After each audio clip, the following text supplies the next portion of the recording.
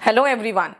चलो आज हम लोग अपना ये जो सेंटेंस इम्प्रूवमेंट में करा रही थी आपको वॉल्यूम 1 का, वो मैं फिनिश कर दूंगी। कुछ बच्चे पूछ रहे हैं कि क्लास नंबर 125 है तो बाकी क्लास 1 से लेकर 110 तक कहाँ है। बेटा वो हमने केडी लाइव में पढ़ाया था और केडी लाइव उसका कोर्स बना के रामवान के रूप में सेल कर रहे हैं। इस चैनल पे जो है वो हाइड नहीं है, उस चैनल पे जितना वो सब हिडन हो चुका है। इसीलिए आप यहाँ पे जो पढ़ रहे हो उसका है कि वो आउट है, लेकिन इसके पहले के सारे क्लासेस वो ऑलरेडी ऐप में जा चुका है। हम लोग कर रहे थे जहाँ तक मैंने करवाया था आपको, मैं उसके आगे चलूँगी और वो मैंने करा दिया था आपको यहाँ तक। When we came out of the cinema, it was falling with rain नहीं होगा, it was raining होगा, या it was pouring rain होगा। It was raining मतलब बारिश हो रही थी, it was pouring rain का मतलब हो गया कि मूसलाधार बारिश हो रही थी। Everyone good evening। चलो आ जाओ, अब आगे शुरू करते हैं। उसके पहले एटलीस्ट इसको लाइक कर दो और इस चैनल को सब्सक्राइब कर लो, क्योंकि इतना मेहनत अगर कर रहे हैं तो आपसे भी एक्सपेक्टेड है कुछ रिटर्न में मिले। चलिए आ जाओ। Serious charges of corruption were levied against him. बेटा लेवी जो होता है ना, वो होता है जिस तरह का जैसे टैक्स वगैरह लेवी होता है ना, टैक्स लेवी होता है। अगर चार्जेस हैं यानी कि किसी तरह का इल्जाम है, आरोप की अगर हम बात करें तो आरोप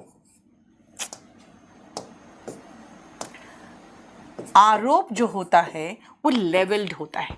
लेवल बोलोगे मैम समतल नहीं, वो नहीं, लेवल वो नहीं होता है। ये लेवल का मतलब हुआ लगाना। लगाना क्या? आरोप। ठीक है, एलिगेशंस लगाना, आरोप लगाना का इंग्लिश होता है टू लेवल चार्जेस। लेवी हम क्या करते हैं? हम लेवी टैक्स करते हैं। We levy taxes. ठीक है, ये भी कोलोकेशन का ही क्वेश्चन करा रही हूं अभी मैं, आगे कोलोकेशन में ही हूं। A lot of bloodshed could have been saved. बहुत सारा खून खराबा सेव्ड हो सकता था had the administration taken timely action. अगर एडमिनिस्ट्रेशन ने टाइम से एक्शन ले लिया होता तो बहुत सारा खून खराबा, बेटा खून खराबा से बचा जा सकता था। तो खून खराबा से बचा जा सकता था, प्रिवेंटेड होता है। आप प्रिवेंट कर सकते हो खून खराबे को। ठीक है, एस्यू का मतलब होता है बेटा जानबूझकर कुछ करने से बचना, जानबूझकर कुछ करने से बचना। ठीक है, ये होता है एस्यू। देखो, Ram Bachchan good evening, Altaf good evening बेटा। आप जल्दी से फटाफट पढ़ाई में आ जाओ, जल्दी से। क्लियर? देखो यहां पे मैंने कहा खून खराबे से बचा जा सकता था। ठीक है, clear? The professor has agreed to take remedial classes for the weaker student. जैसे स्कूल जाते हो ना, कहते हो ना एक्स्ट्रा क्लासेस होने वाली हैं उन बच्चों के लिए जिनको समझ में नहीं आता, बेटा उसी को रेमेडियल क्लास कहते हैं। एक्स्ट्रा क्लासेस जो होता है वो रेमेडियल क्लासेस कहलाता है। आप रेमेडियल क्लासेस कहते हैं, एक्स्ट्रा क्लासेस जो होते हैं वो रेमेडियल होता है।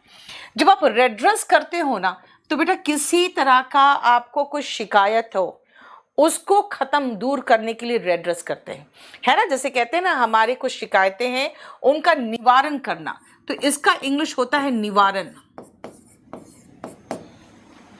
एंड रेमेडियल होता है रेमेडी के रूप में जो हुआ उसको रेमेडियल कहते हैं। देखो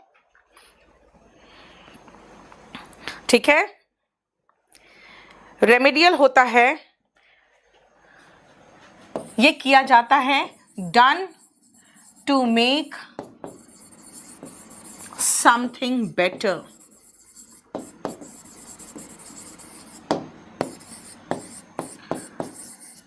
कुछ बेहतर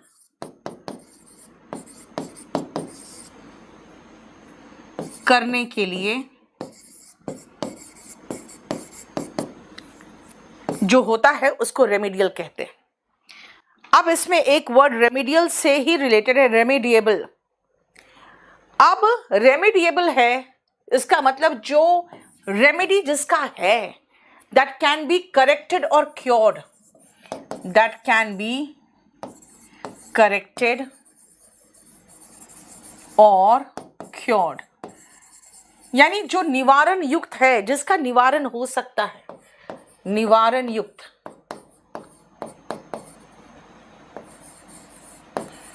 अगर कहते हैं ना कि भाई ये प्रॉब्लम ये रेमेडिएबल है, इसका मतलब इसको हम लोग ठीक कर लेंगे, कोई इश्यू नहीं होगा। ठीक है, देखो राइट। और रेड्रेसल का मतलब होता है निवारण, रेमेडियल होता है वो जो किया जाता है कुछ अच्छा को करने के लिए। तो रेमेडियल क्लासेस लेते हैं टीचर्स ताकि बच्चों का प्रॉब्लम सॉर्ट आउट हो सके। ठीक है, next, my foot is Penning. बेटा जब अंदर से दर्द उठता है ना, उसके लिए वर्ड एकिंग होता है। My foot is aching, foot ache होता है, स्टमक एक होता है, हेडेक होता है। हाँ, अगर एकिंग नहीं होता तो हर्टिंग भी चलता, लेकिन हर्ट जो होता है ना वो बाहर से होता है ना, जैसे कुछ घाव है तो इट्स पेनिंग, इट्स हर्टिंग। अंदर से अगर दर्द उठ रहा है तो हम लोग वर्ड एक यूज करते हैं। ठीक है, बोलो समझ में आया। He is not the fastest bowlers इन, क्या है, in the Indian team. He is, isn't he, बिल्कुल सही है। इजंट ही नहीं होगा ना बेटा, इज ही होगा ना। नॉट लगा हुआ है ही, सेंटेंस नेगेटिव है, क्वेश्चन टैग पॉजिटिव लगाओ। He is not the fastest bowler, is he. मेरा बैच लेना है बेटा, अरे बहुत दिनों से प्रयास कर रहा हूं। अनुज आप मुझे व्हाट्सएप कर दो। ठीक है, आप मुझे व्हाट्सएप, जितने लोगों को कोई भी प्रॉब्लम हो रहा है बुक खरीदने या बैच लेने में, आप व्हाट्सएप कर दो 8860333003 में, आपको कॉल आ जाएगा। नेक्स्ट आओ, she gave most of her time to dance. क्या होगा बताओ तो। जैसे मैं रेमेडियल क्लासेस लेती हूँ, बहुत सही बेटा। 42, आज कौन सा दिन है, सैटरडे ना, मंडे वेडनेसडे फ्राइडे चलता है बेटा। आज उसका एक वोकैबुलरी का शीट कराना था, लेकिन अब वो कल कराऊंगी। चलो, she gave most of her time to dance. बेटा याद रखना, गेव टू डांस बेटर होगा डिवोटेड टू डांस। अब कहोगे मैम डिवोटेड टू डांस क्यों? बेटा स्पेंड लगाओगे तो इन डांसिंग हो जाएगा। हमको ये प्रपोजिशन का भी ध्यान रखना है ना। वो डिवोट जब करते हो ना बेटा, तो याद रखना कि आप उसको समर्पित करते हो। किसी भी तरह का कोई चीज अगर सीख रहे हो, उसको आप अपना समर्पण दे रहे हो, तो गेव नहीं, क्या होगा, डिवोटेड टू डांस। स्पेंट तब होता जब spent most of a time in dancing होता। ठीक है, स्पेंड चलता, लेकिन यहां पे टू के चक्कर में स्पेंड नहीं आया। और लेंट का मतलब तो उधार देना हो गया। ठीक है, नेक्स्ट आओ, work at the request of your conscience. Request of, एक सेकेंड, इसके पहले वाला क्वेश्चन कर लिया ना? नहीं, देखो एक सेकेंड।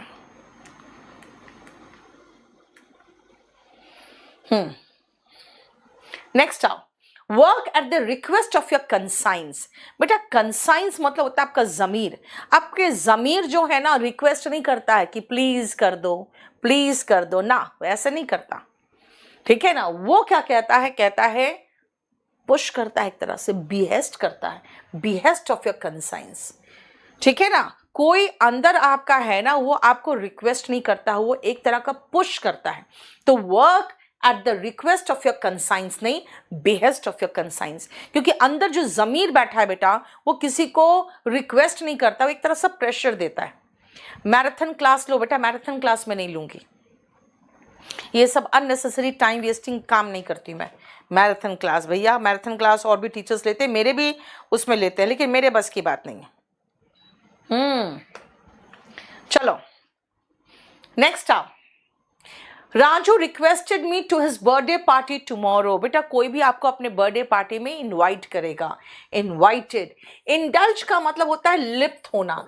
किसी भी तरह के चीज में अगर लिप्त होते हो आप, तो वो बहुत ज्यादा करने लगते हो आप, है ना। जैसे इंडल्ज्ड इन मेरीमेंट, बस मजे कर रहे हैं तो कर रहे हैं वो। ठीक है, क्लियर। कोल्ड फिश का जय दभन, कोल्ड फिश का मतलब होता है अनफ्रेंडली बेटा। बेटा गोल्डन रूल्स की क्लास लाऊंगी, ये भी तो इंपॉर्टेंट है। जो लोग तैयारी कर चुके हैं उनको रिवीजन चाहिए, और रिवीजन के लिए ये सारे क्वेश्चन मिक्स्ड है जो हेल्प करेगा। और ये पोर्शन कोलोकेशन का है। देखो, the prime minister established a commission to look after the plight of the widows, यानी जो विधवाएं थी, विधवाएं जो विधवा होती है ना, उनके प्लाइट का मतलब होता है बेटा दुख या तकलीफ, दुख या तकलीफ को देखने के लिए, लुक आफ्टर का मतलब होता है देखना या देखभाल करना। उसके लिए प्राइम मिनिस्टर ने एक कमीशन को एस्टैब्लिश किया। बेटा एस्टैब्लिश वर्ड ऐसा वर्ब है जो जनरली बिजनेस वगैरह के साथ आता है। कमेटी या कमीशन जो प्राइम मिनिस्टर या कोई भी बनाता है बेटा, वो सेटअप करता है, सेटअप।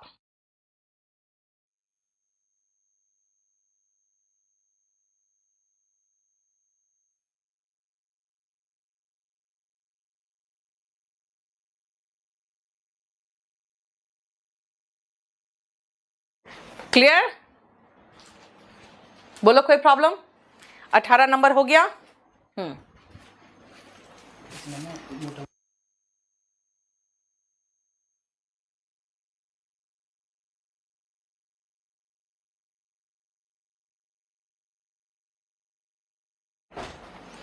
हो गया। The monkey was seated at the foot of the tree. बेटा कोई एक ट्री हो, ट्री के यहां पर, बेटा इसको कहते हैं फुट ऑफ द ट्री, और इसको कहते हैं top of the mountain, top of the tree, है ना, फुट एंड टॉप। बेटा यहाँ पे कोई इंप्रूवमेंट की जरूरत नहीं है।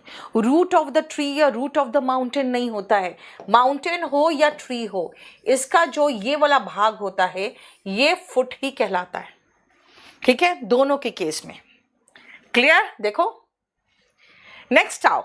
ही decided to reveal the corruption in his department to the media. उसने ये डिसाइड किया, निर्णय किया कि मेरे डिपार्टमेंट में जो करप्शन चल रहा है उसका भांडा फोड़ मैं मीडिया के सामने कर दूंगा। बेटा ये जो रिवील वर्ड है ना, हम रिवील करते हैं सच्चाई को, रिवील द ट्रूथ। देखो हम लोग यूज जो करते हैं कोलोकेशन, सच को उजागर करना। भांडा फोड़ जो करते हैं वो एक्सपोज करते हैं। रिवील का मतलब होता है उजागर करना। ये मैं आपको पढ़ा चुकी हूं किसमें, कोलोकेशन में, उजागर करना।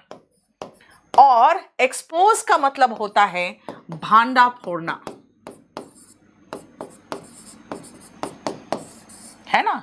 भांडा फोड़ना जैसे होता है ना, expose the corruption, I will expose you, करते हैं ना कि मैं तुम्हारा भेद खोल दूंगा सबके सामने। देखो clear? My friend one me at tennis. बेटा टेनिस में मेरे फ्रेंड ने मुझे क्या किया, हरा दिया। बीट का दो मतलब है, एक तो होता है पीटना और एक होता है हराना। देखो पीटना और हराना। क्लियर? बोलो कोई प्रॉब्लम यहां तक? अब आओ जरा इसको देखो ध्यान से। हम लोग टाइप 4 में आ रहे हैं, सेंटेंस इंप्रूवमेंट का। ध्यान से देखो टाइप 4 क्या है। टाइप 4 को बहुत ध्यान से देखो। हम कई बार अपनी कही हुई बात को सही तरीके से समझा नहीं पाते, क्योंकि हम शब्दों को सही तरीके से वाक्य में नहीं लगा पाते। यानी एक प्रॉपर वे में लिखना चाहिए ना। हमें शब्दों को ऐसी जगह लगाना चाहिए जिससे जो हम कहना चाहते हैं वो स्पष्ट हो। ठीक है? अब जैसे अगर मैं ये कहूं, एक छोटा सा एग्जाम्पल आपको देती हूं। Before giving the medicine to the child shake it properly. मैंने क्या कहा? Before giving the medicine to the child shake it properly. अब आप बच्चे को हिलाओगे कि मेडिसिन को हिलाओगे? अब कहोगे ऑफ कोर्स मैम मेडिसिन को हिलाएंगे, लेकिन मैं बोल क्या रही हूं? Before giving the medicine to the child shake it, तो लग रहा है ये बच्चा को हिलाने की बात हो रही है। तो इसीलिए बेहतर ऐसा होगा बोलना शेक द मेडिसिन प्रॉपरली। हो गया खत्म मामला, बस। Before giving it to the child, child आखिरी में आया, इसीलिए याद रखना इस तरह का सेंटेंस आता है। The courtiers used to tell the king how efficient an administrator he was all day long। ये कहना चाह रहा है कि जो दरबारी थे वो राजा को बोला करते थे कि वो कितना बढ़िया एडमिनिस्ट्रेटर है, कितना बढ़िया प्रशासक है। ऑल डे लॉन्ग, बेटा ऑल डे लॉन्ग तो वो बोला करते होंगे ना, ऑल डे लॉन्ग तो ये लोग बोला करते होंगे। तो मुझे लग रहा अगर हम चारों में खोजे कि भाई ऑल डे लॉन्ग बोला करते थे कि बगल में होगा, तो ज्यादा बेहतर मीनिंग निकलेगा। The courtiers use to tell the king all day long, क्योंकि ऑल डे लॉन्ग वो लोग बोला करते थे। इसके बगल में आया तो ज्यादा बेहतर मीनिंग निकाला। आप खुद देखो, आप चारों को पढ़ के देखो, आपको खुद समझ में आएगा। आप पढ़ के देखो चारों को, आपको खुद समझ में आ जाएगा कि मैं क्या कहना चाह रही हूं। हालांकि कोई प्रॉब्लम नहीं था, लेकिन फिर भी कि मीनिंग में क्लैरिटी होना चाहिए।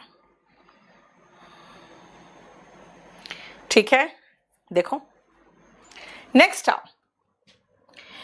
They followed an awkward silence after Ram declared his love to her. They followed an awkward silence.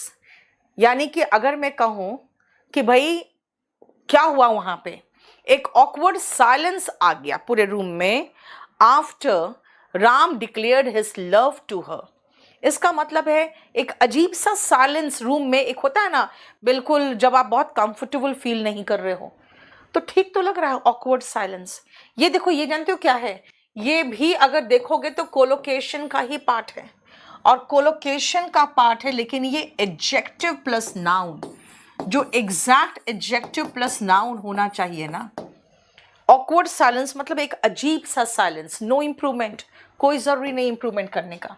Embarrassing silence का मतलब होता है शर्मिंदगी भरा साइलेंस, और क्लमजी मतलब बेतुका, जो आदमी कुछ काम करने में दक्ष नहीं होता उसको क्लमजी कहते हैं। तो यहाँ पे कुछ भी नहीं फिट हो रहा है, नो इंप्रूवमेंट। देखो एन ऑकवर्ड साइलेंस, एक अजीब सा साइलेंस, और एक लोग उसमें कंफर्टेबल महसूस नहीं कर रहे थे, ऐसा silence. Sleeping, resting and fluids are the best way to care for cold. बेटा ये आपका पता है किसका क्वेश्चन है? ये क्वेश्चन है पैरलिज्म का। पैरलिज्म कह रहा है कि भाई स्लीपिंग है, रेस्टिंग है, तो इसके बाद कुछ V1 ING ही तो होना चाहिए, एंड ड्रिंकिंग फ्लूइड्स, ये हो गया क्वेश्चन है ऑन पैरलिज्म। एक तरह से एक मैचिंग होना चाहिए। जब पहले आप जेरेंड लगा रहे हो, जेरेंड है ये, जब यहां पर भी जेरेंड है, यहां पर भी जेरेंड है, तो तीसरा में भी तो जेरेंड ही होना चाहिए। Sleeping, resting and drinking fluids होना चाहिए था। कौन सी ले, वॉल्यूम 1 या क्लास नोट्स? गौरव मीना, वॉल्यूम 1 तो आपके पास होना ही चाहिए। किशोर राजपूत, आपके पास कल कॉल आ जाएगा। By studying AIDS has engaged many researchers in the last decade. By studying AIDS क्या होगा? The study of AIDS होना चाहिए। भाई एड्स की पढ़ाई ने बहुत सारे रिसर्चर्स को बहुत ज्यादा एंगेज कर दिया है for in the last decade, पिछले 10 साल में। ठीक है, तो द स्टडी ऑफ एड्स होगा।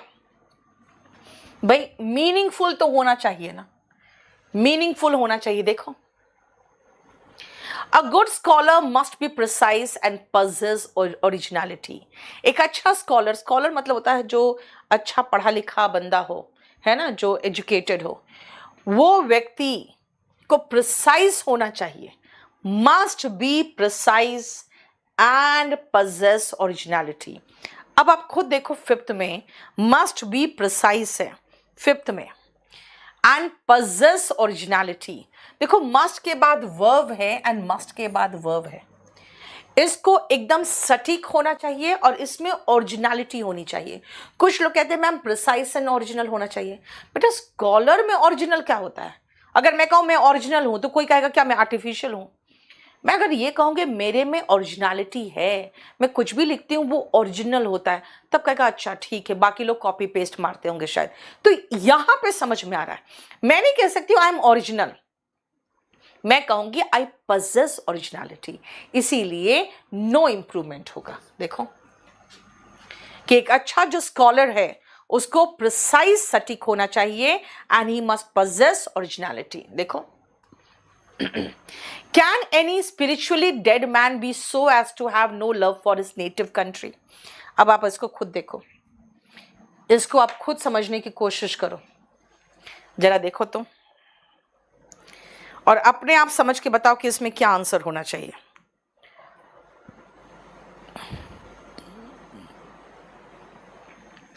बताओ क्या होना चाहिए जल्दी।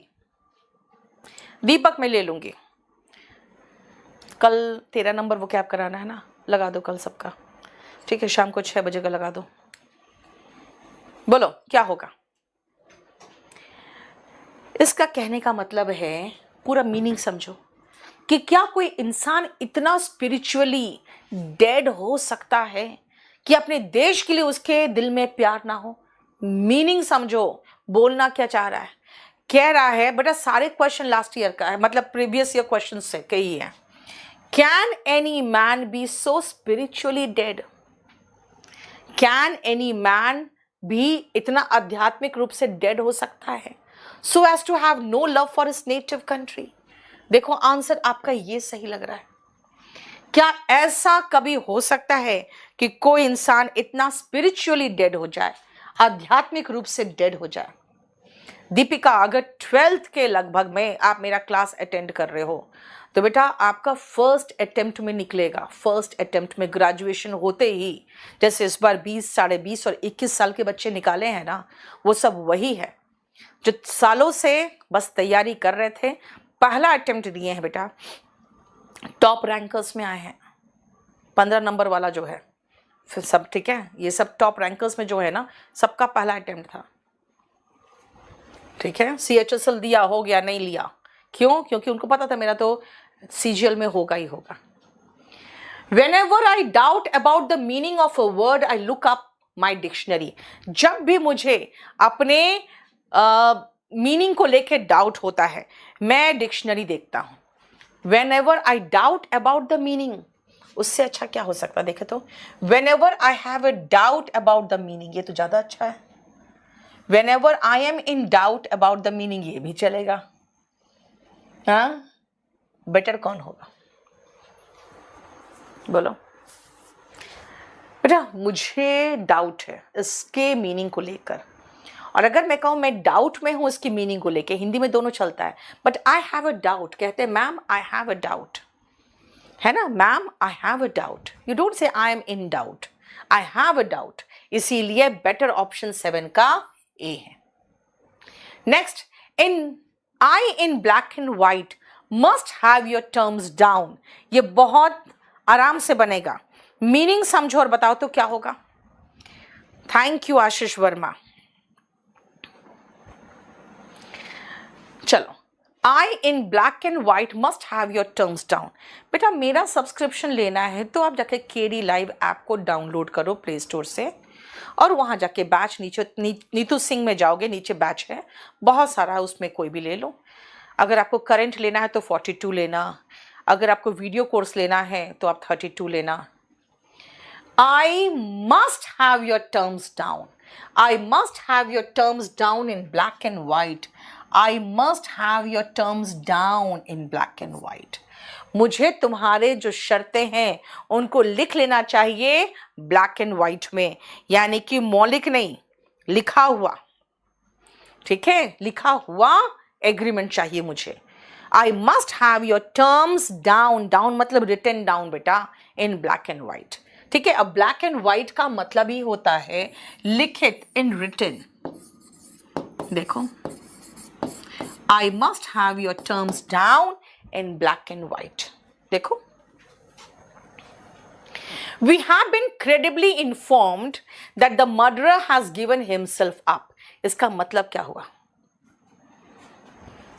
और अगर इसके बेहतर कुछ है तो बता दो, इससे बेहतर कुछ और है तो बता दो।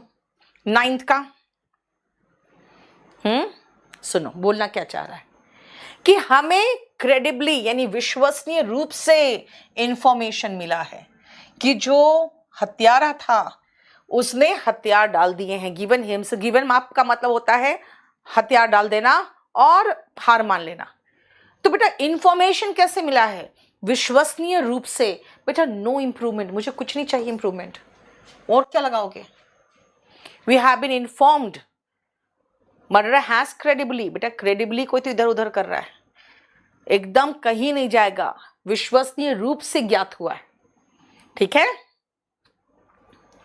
The man whom I thought was thoroughly honest proved to be a swindler.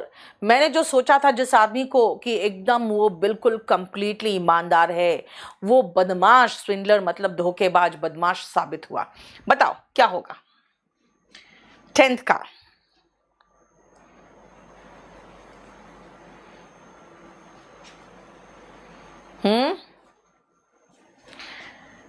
सुनो, वो आदमी जिसे मैंने सोचा था, अगर मैं ये कहूं the man whom I thought, अगर I thought में हटा दूं, यानी कि in my opinion the man who was thoroughly honest proved to be a swindler, मतलब मेरे अनुसार बेटा I thought का मतलब यहां पे ऑब्जेक्ट नहीं है, यहां पे I thought का मतलब हो गया कि मैंने सोचा था कि आदमी जो thoroughly honest है, यानी याद रखना कि the man who was thoroughly honest, I thought तो बस ऐसे ही बीच में लगाया ताकि आप कंफ्यूज कर जाओ।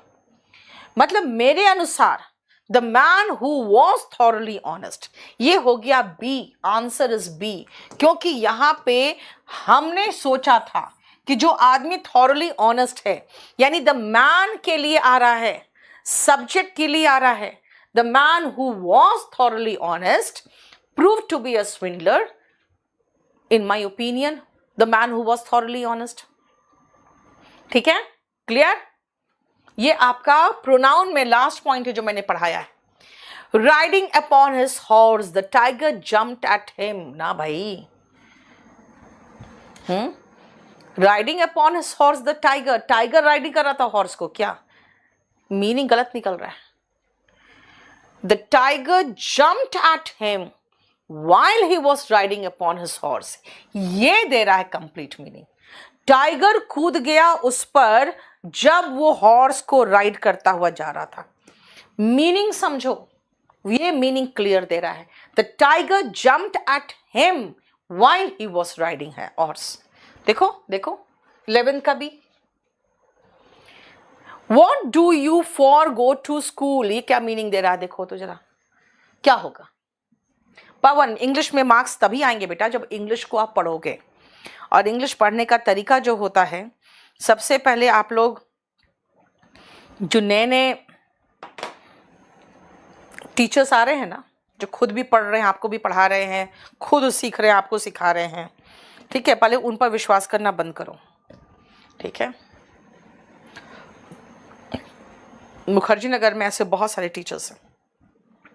सीडीएस की तैयारी करनी है सोनू, बस एक बैच ले लो, सफिशिएंट है, शांति से बैठ के पढ़ते रहो। अभिषेक कुमार, बेटा उसके लिए आपका स्पोकन अच्छा होना चाहिए। What do you for go to school? पूछना चाह रहा है What do you go to school for? What do you go to school for? और what do you go to school for and for what do you go to school, दोनों सही है। अब बताओ अगर दोनों आ गया तो मैं क्या करूं? 12th बेटा दोनों आ गया, दोनों सही। लेकिन अगर कहोगे मैम बेटर क्या होगा, तो जब WH फैमिली से क्वेश्चन शुरू होता है ना, तो बेहतर होता है कि WH फैमिली से ही करो। ये जो प्रेपोजिशन है लास्ट में लगा दो तो अच्छा रहेगा, अदरवाइज दोनों सही था। एग्जाम का क्वेश्चन था इसलिए मुझे चुनना पड़ा, अदरवाइज ये दोनों स्ट्रक्चर सही था। Next, he pleased the directors and this completed his report in good time. Meaning निकल रहा है लेकिन बोल गलत रहा है। अब एग्जैक्ट इसका जो मीनिंग है उसको देखते हुए कौन सही है जरा बताना, मैं सामने से हट जाती हूं। मुझे ग्रामर का नॉलेज नहीं बेटा, होना चाहिए, क्योंकि बात क्या है ना कि एग्जाम में खाली तुक्का नहीं चलता, कॉन्फिडेंस भी जरूरी होती है।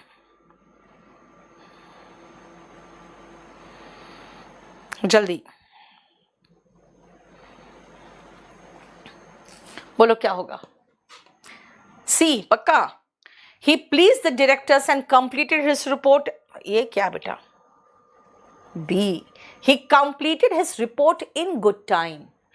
And this pleased the directors. ये रहा ना यार, उसने अपने रिपोर्ट को समय से कंप्लीट कर लिया और इससे उसके डायरेक्टर्स खुश हो गए। बेटा मीनिंग तो समझना पड़ेगा ना, है ना? क्लियर? यानी जो बात आप कहना चाह रहे हो, जो कह रहे हो और जो समझने वाला समझ रहा है, दोनों के बीच में क्लैरिटी तभी होगा जब आप वो बोल रहे हो जो आप समझाना चाहते हो। आप कहना चाह रहे हो कि भाई उसने गुड टाइम में रिपोर्ट को कंप्लीट कर लिया और इससे उसका डायरेक्टर्स खुश हो गया। देखो, राइट? नेक्स्ट आओ टाइप 5। अब जरा देखो, कई बार वाक्य ग्रामर के अनुसार सही होता है परंतु शिष्टाचार के हिसाब से नहीं। भाई शिष्टाचार यानी कर्टसी, एटिकेट्स, मैनर्स, वाक्य शिष्टाचार के हिसाब से भी स्वीकार्य होना चाहिए। जैसे एक ग्रामर का रूल है, He asked me if I had a disease. उसने मुझसे पूछा कि क्या तुम्हें कोई बीमारी है। अच्छा लगेगा सुन के। He asked me if I was unwell. ये अच्छा लगा, है ना?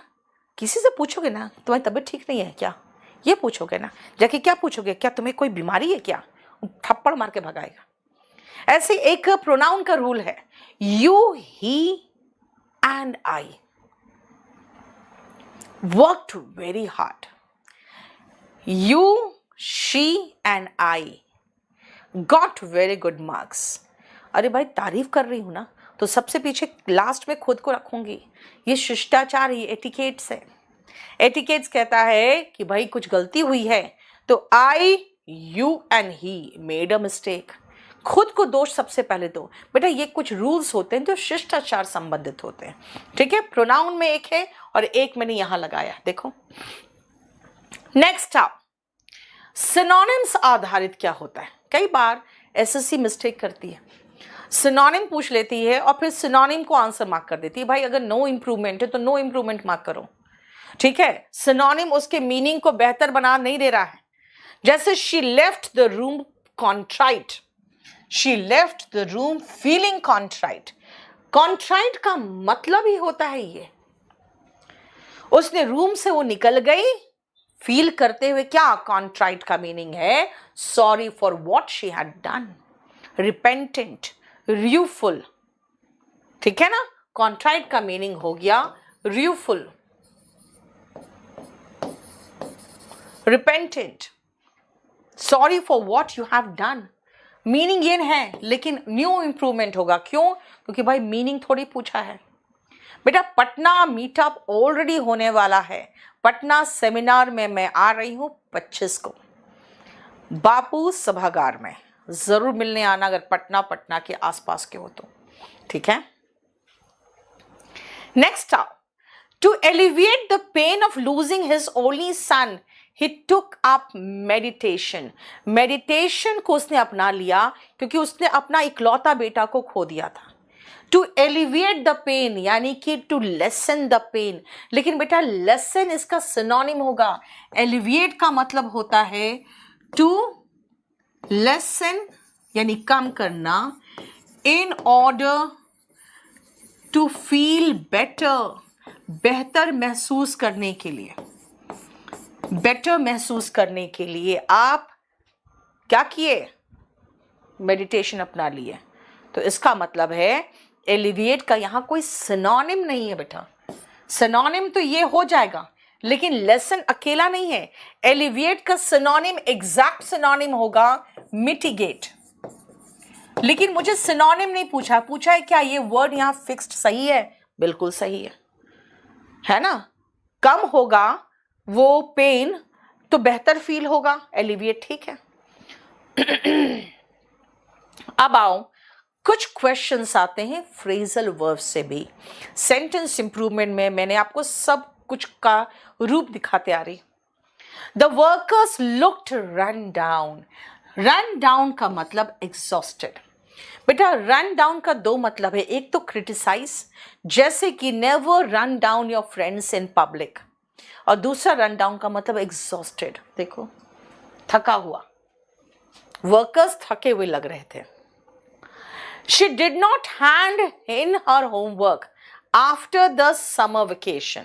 अब एक बात बताओ, रन डाउन का मतलब तो एग्जॉस्टेड है, लेकिन क्या एग्जॉस्टेड आंसर होगा? नहीं, नो इंप्रूवमेंट होगा, क्योंकि रन डाउन का मीनिंग नहीं पूछा है, सेंटेंस इंप्रूवमेंट है।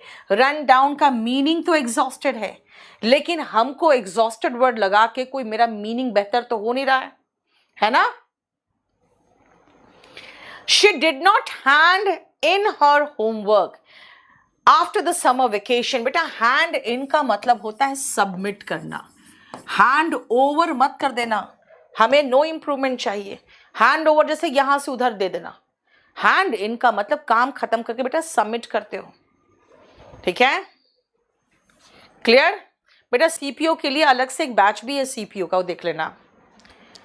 Two children were knocked down by a speeding car.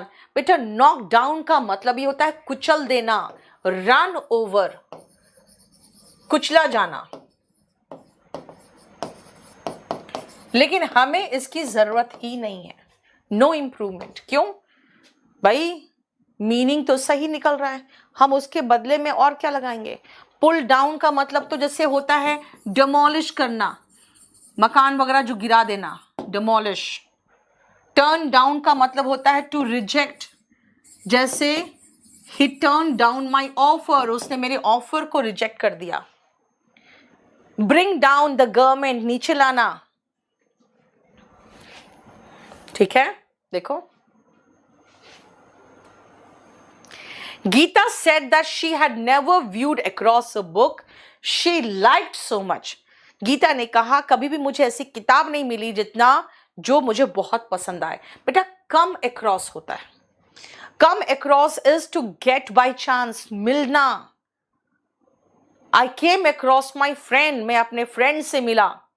Come across का मतलब होता है अचानक मुलाकात होना, अचानक मिलना या मुलाकात होना। तो कम अक्रॉस, व्यू अक्रॉस कोई वर्ड नहीं होगा। That he had never come, third form चाहिए, बिल्कुल सही है। देखो, right? The opposition members in the legislative assembly have decided to oppose any bill put forward by the ruling party. बेटा कोई भी रूलिंग पार्टी जो बिल आगे रखती है वो पुट फॉरवर्ड ही करती है ना? पुट फॉरवर्ड मतलब होता है प्रस्तावित करना, पुट फॉरवर्ड मतलब प्रस्तावित करना।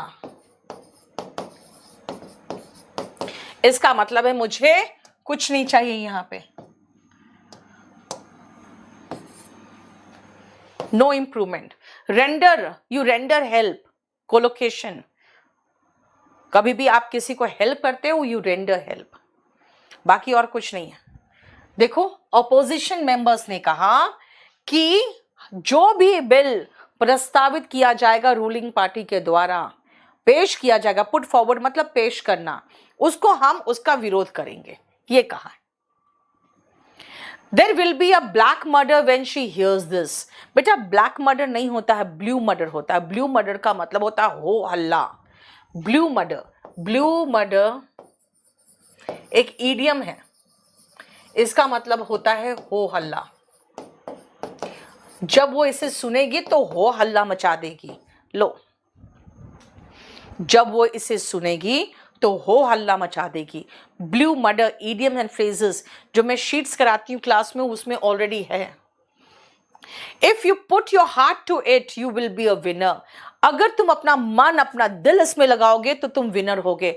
Put your heart into it बेटा, पुट हार्ट इनटू इट, ये होगा put your heart into it.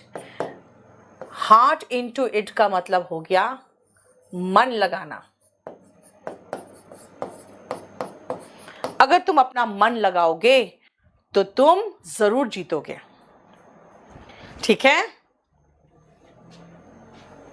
Owing to emergency conditions, the army was asked to stand up.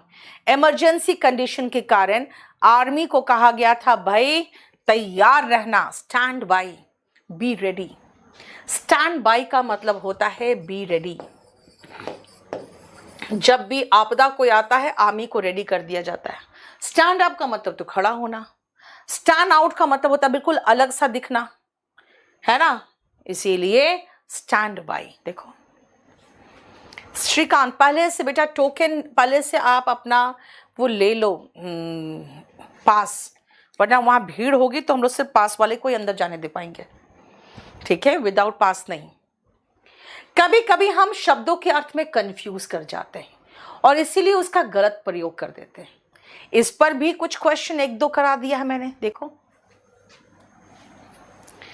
When the police peeped through the window, जब police ने खिड़की से झांका, a baby was seen playing on the ground। बेटा baby, एक छोटा बच्चा floor पे खेल रहा था। आप कहोगे मैम कैसे पता हमें फ्लोर है? तो पुलिस अगर बाहर से अंदर झांकेगी ना यार, अब घर के अंदर घुस के बाहर थोड़ी झांकेगी, बेबी को दिखेगा, खुद सोचो ना। पुलिस अगर आएगी तो बाहर से झांकेगी, देखेगी बच्चा ही खेल रहा है, तो playing on the floor better होगा यहाँ पे फ्लोर लगाना, ठीक है। The chief guest was invited on stage and amidst a round of applause, applause मतलब round of applause मतलब तालियों की गड़गड़ाहट, he stood up। बेटा जब चीफ गेस्ट का नाम पुकारा जाएगा तो तालियों की गड़गड़ाहट के बीच में बेटा वो बैठे से उठेगा ना, है ना, तो क्या है, he stood up, वो खड़ा हो गया, ठीक है, क्लियर। गजेंद्र, थैंक यू बेटा, thank you so much. John, wear your jacket as it is getting very cold. Put on your jacket. भाई पहन लो जैकेट, ठंड बढ़ रही है। तो जब आप कहोगे ना पहन लो, तो इसका मतलब put on होगा। Put on your jacket as it is getting very cold. Wear नहीं, put on। देखो put on का उल्टा होता है बेटा take off। अब पहने हुए होना is wear, टेक ऑन का मतलब होता है सामना करना।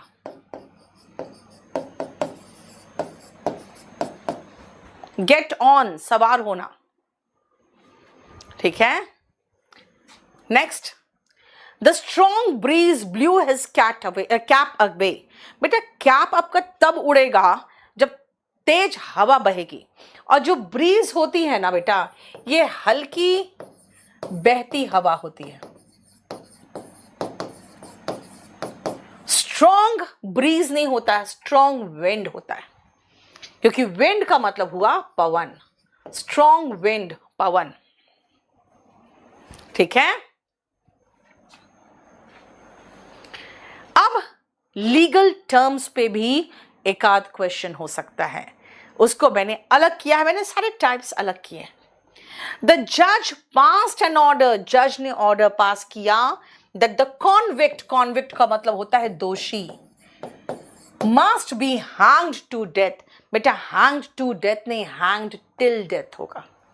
मैंने कहा convict नाउन के रूप में इसका प्रोनाउंसिएशन convict है, और दोषी साबित होना वर्ब के रूप में convict होता है। देखो hanged till death, hanged to death में कोई प्रॉब्लम नहीं है, लेकिन आपको पता नहीं लीगली माना गया कि भाई ऐसे लटका को उतार दिए तब तो वो बच जाएगा। तो फिर जज ने कहा अच्छा मेरे से चालाकी, तो हैंग करो तब तक जब तक ना मरे, इसलिए हैंग्ड टिल डेथ हुआ। देखो ये सारे आंसर्स के साथ मैं अभी आपके जो केडी लाइव है टेलीग्राम चैनल उसमें लोड कर दूंगी, ठीक है। अगर आप गोल्डन रूल्स का भी किए हो उसमें भी लोड कर दूंगी, वो कैप का एक है ग्रुप उसमें भी लोड कर सकती हूं। और कुछ पूछना है तो बताओ। बेटा मेरा जो ऐप है वो केडी लाइव ऐप है। पहले तो अगर आपको बुक खरीदना है, कोई भी बुक, तो केडी पब्लिकेशन से खरीदना, नहीं तो फ्लिपकार्ट में सिर्फ एक डेको मार्ट है उससे लेना। बाकी बेटा बहुत जगह फर्जी वाड़ा चल रहा है।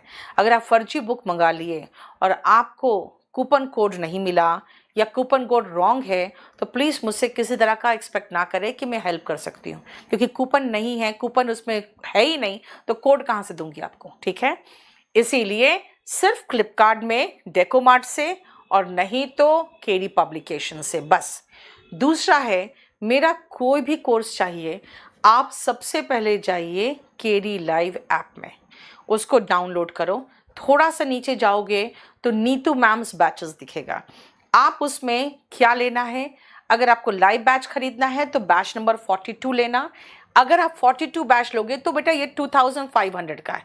लेकिन अगर आप इसी के साथ पूरा कंप्लीट ले लोगे, कॉम्बो कहाँ है, इसमें कॉम्बो लगाया ही नहीं तुमने, कहाँ है कॉम्बो, ये कहाँ, ये कॉम्बो है ही नहीं। बट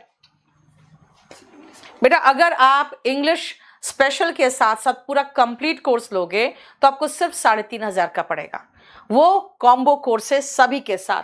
बाकी ये खाली इंग्लिश स्पेशल का इसने लगा रखा है यहाँ पे, ये 9 जून से शुरू हुआ है, बैच नंबर 42 सिर्फ इंग्लिश का यहाँ लिखा हुआ है, ठीक है।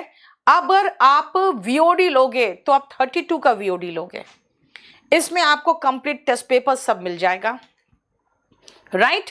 अगर आप वॉल्यूम 1 का कोर्स लोगे तो आप वॉल्यूम 1 का ये कोर्स लेना। और ये अगर आप बुक से लोगे, अगर बुक खरीद लोगे ना, तो बुक अगर जेन्युइन होगा तो जेन्युइन बुक से अगर आप स्क्रैच कार्ड, यहाँ पर स्क्रैच कार्ड है, अगर इसको स्क्रैच करोगे तो आपको 999 में ही मिलेगा। यानी ये बुक खरीदने के बाद कोर्स आपका 200 रुपीज़ और कम ही हो जाता है, ऐसे आपका 1200 में मिलेगा। और इंग्लिश बहुत खराब है, एकदम बेसिक भी कुछ समझ में नहीं आता है, तब बेटा आप पहले तो अपनी स्पोकन सही करिए, बहुत बढ़िया आपको स्पोकन हम करा देंगे, छोटे मोटे एग्जाम्स में निकल जाएंगे, इंग्लिश बोलना भी सीख जाओगे। ये बैच है लर्न इंग्लिश इन 60 डेज, ठीक है। चलो आज इतना ही रहने दो, आपसे मुलाकात कल शाम को। जैसे आप कुछ लोग कह रहे थे क्या वोकैबुलरी करा दो एक आध, तो कल शाम को एक वोकैब का शीट करा दूंगे, ठीक है। Thank you so much.